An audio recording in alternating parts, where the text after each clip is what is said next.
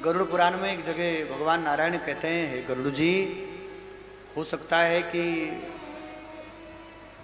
कोई व्यक्ति अंतिम समय में मरणासन पर पड़ा हो सकता है कि जैसे कभी कभी अंतिम समय हो, मृत्यु निकट हो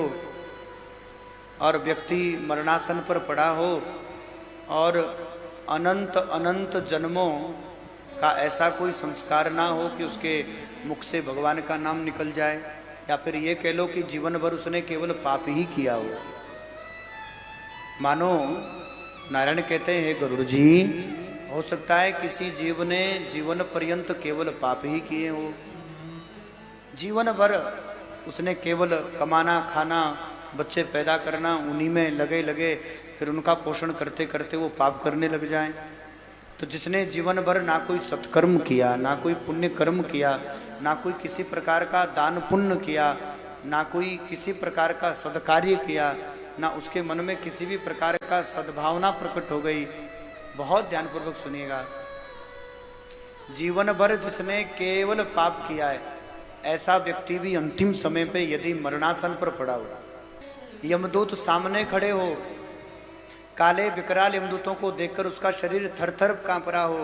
भय के कारण पड़े पड़े मलमूत्र का विसर्जन वस्त्र में ही कर रहा हो। अभी देखा है आपने अंतिम समय में प्राण निकलने से पहले मलमूत्र का विसर्जन,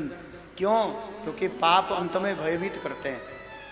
हम आप तो उसको नहीं देख पाएंगे, पर जिसकी मृत्यु निकट होती है ऐसा व्यक्ति अपने पाप का भी दर्शन करता है और उसको जो लेने आए यमदूत है उन भयंकर विकराल यमदूतों का भी दर्शन करता है। अब यमदूत जबरदस्ती हठात खींच कर ले जा रहे हैं तो उसके कारण क्या होगा? हृदय में अति भय उत्पन्न होता है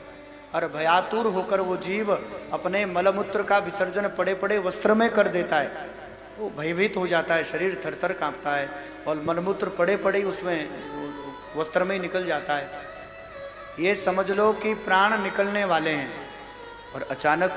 किसी संत सदगुरु की कृपा हो जाए, महाराज, अचानक भगवत अनुग्रह हो जाए, भगवान की कृपा हो जाए, ऐसे पापी व्यक्ति के कान में अंत में भागवत ग्रंथ पढ़ जाएं। भागवत कथा नहीं कही महाराज जी, नारायण ने तो लिखा है कि हम कथा नहीं कह रहे हैं, हम एक अध्याय की भी बात नहीं कर रहे हैं, हम तो श्लोक की भी बात नहीं कर रहे हैं।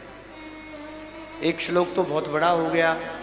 भागवत का कोई एक श्लोक अगर हम पढ़ लें, बरहा पीड़म नटवर बपू कर्णयो कर्णिकारम।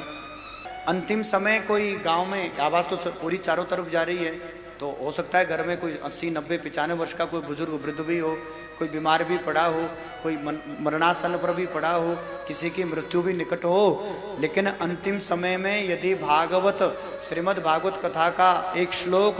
नहीं आधा चौथाई नहीं, नारायण कहते एक शब्द भी कान में पड़ गया, बरहा पीड़म नटवर बपू का केवल नट शब्द भी कान में पड़ गया, बपू शब्द भी कान में पड़ गया, तो ऐसा व्यक्ति जिसके कान में अंतिम समय में श्रीमद् भागवत ग्रंथ भागवत कथा का एक शब्द कान में पड़ा है, ऐसा व्यक्ति समस्त पापों से मुक्त हो जाता है और फिर भैया समस्त पापों से मुक्त होकर के यम यातना उसकी छूट जाती है और अंत में केवल एक शब्द कान में पड़ा भगवान के नाम का, एक शब्द कान में पड़ा श्रीमद् भागवत कथा का, ऐसा जीव समस्त पापों से मुक्त होकर के अंत में परम पद को चला जाता है।